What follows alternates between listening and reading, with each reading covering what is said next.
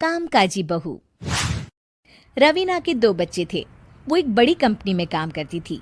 उसके ऑफिस जाने के बाद उसकी सास उसके बच्चों को संभाला करती, लेकिन रवीना को इसकी कोई कदर नहीं थी।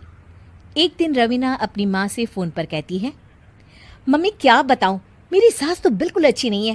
वो समझती नहीं है कि मुझे कितना काम करना पड़ता है। एक तो ऑफिस तक का लंबा सफर और फिर 9 घंटे लगातार काम। बैठे बैठे तो मेरी पीठ अकड़ जाती है। खुद तो सारा दिन घर में मजे करती है, जब मन करा सोए, जब मन किया खाए।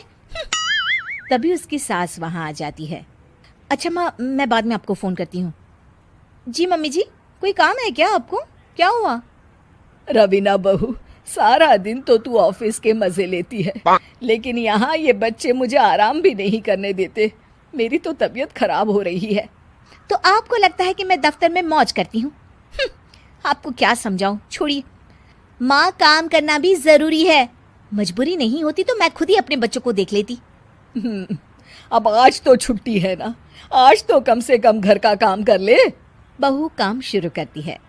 बच्चे के साथ काम करना उसके लिए असंभव हो जाता है। वो जाकर बच्चा सास को देती है और कहती है, मम्मी जी जरा बच्चा तो पकड़ लीजिए, मैं घर का काम कैसे करूं? जैसे मैं करती हूँ रोज बच्चे के साथ।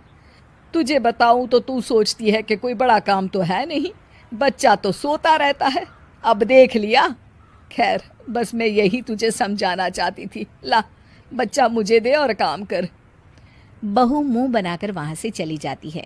वो मन में सोचती है, बात तो सही है, बच्चे के साथ घर का काम करना असंभव है। वो किसी तरह काम करती है और अगले दिन ऑफिस के लिए निकल जाती है। ऑफिस में उसकी सहेली उससे कहती है, यार तू तो बड़ी लकी है, तुझे तेरी सास खाना बना कर देती है, बच्चे भी देखती है और तुझे किसी बात की चिंता भी नहीं होने देती।